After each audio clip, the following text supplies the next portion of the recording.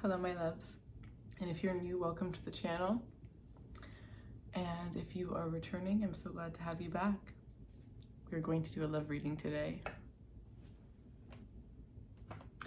Love is in the air. Love is all around today. It's been a really good day. I'm grateful for the spiritual lesson I learned, and I watch your social media. So I've mixed two of the truth decks.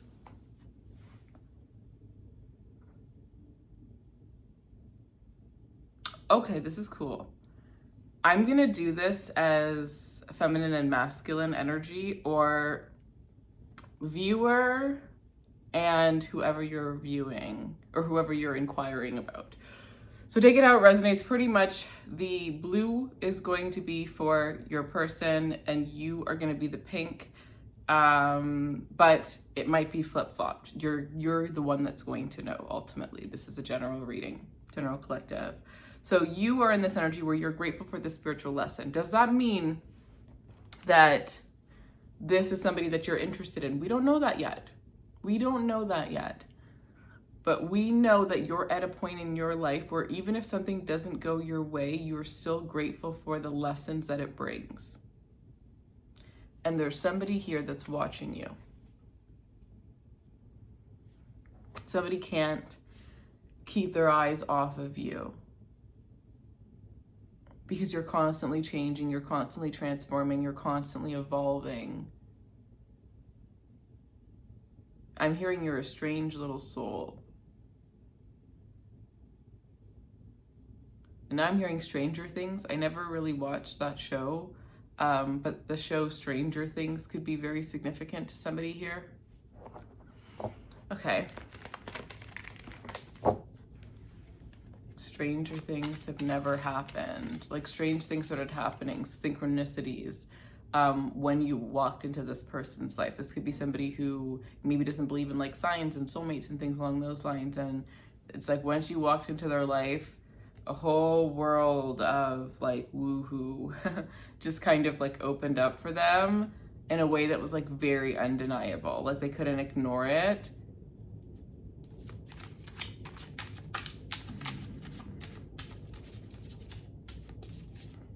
And now I'm seeing practical magic, so that could be significant. And then I'm also getting Julia Roberts for somebody here. Like I'm seeing like Pretty Woman. I'm also seeing Erin Brockovich is coming out here. Masculine or your person, I can't get enough of you. This person can't get enough of you. You are coming in as I hid who I really am from you. This person is... This person's obsessing over you and you're not even being your full authentic self. Like, how would they be able to even you knew that they couldn't handle all of you.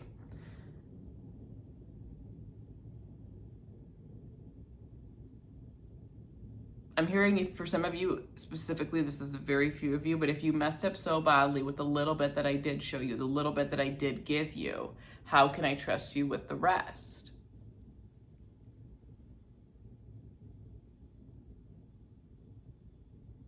So one person can't get enough of the other, and one person isn't giving the full truth of who it is that they genuinely are. I'm starting to understand our connection. Feminine energy, collective energy, watchers energy, starting to understand what this connection is. And that's why there's this energy of gratitude for it.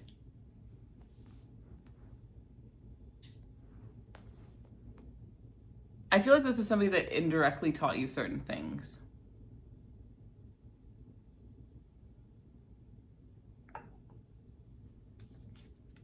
Sometimes they stay awake thinking about you. You've definitely been thinking about this person.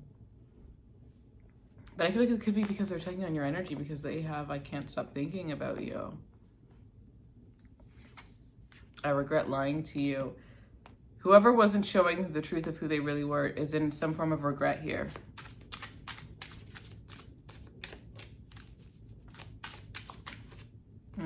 This one. I have too much to lose and you broke my heart. whatever you hid has become aware, or whatever they hid, right? Take it how it resonates. You are aware of it. There has definitely been some sort of heartbreak here. But I'm not getting that this is something that's over, because I'm not, like, my heart doesn't feel broken. Like,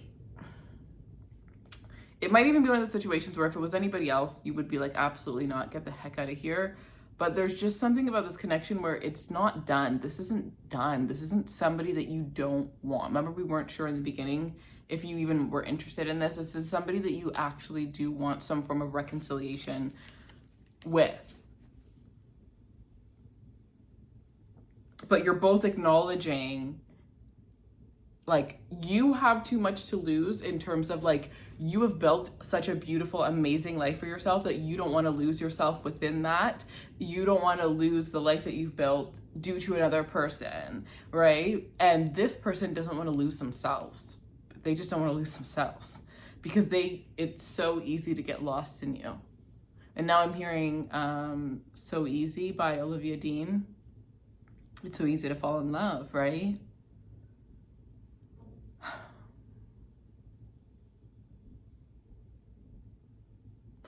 I'm hearing everybody wonders. Oh man, dang. For some of you, this might be the one, because I'm getting everybody wonders what their story is going to be, right? Like, when they meet the love of their life, that story that they're going to be able to tell for the rest of their life. Like, when everybody asks, how did you meet?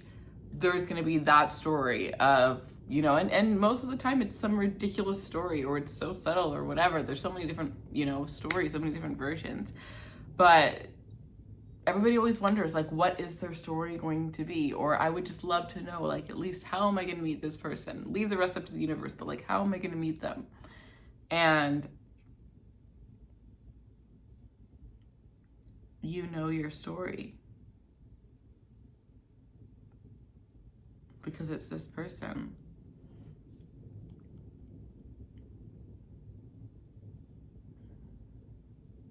I feel like this is somebody that had to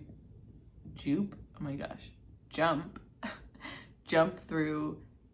Okay, there's a new language that they're learning also. It's like a spiritual language that this person's learning. That's what I'm getting from that. But this person had to jump through hoops, to, like, spiritual hoops, to be able to get to you, to be able to get access. To be able to get some form of access to you. Oh my gosh. I feel so drawn to you. And then I couldn't let you get close. So this person felt drawn to you. One person felt incredibly drawn to the other, and the other just felt like, yeah, I feel drawn to you too, but at the same time, like, I have to protect myself. You were aware that they weren't ready. And as much as you wanted, I feel like you really wanted to lose yourself in this person. You've done that before. You've seen how that turned out.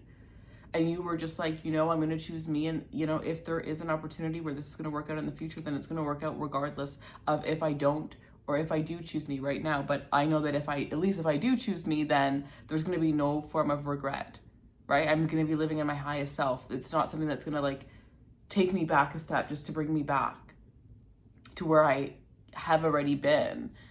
I will just be ahead of where I was when I met you. And if you can catch up to that, then great. But if you can't, like, I'm not going to lower myself to meet you where you're at. And so it was hard for you, because you loved this person.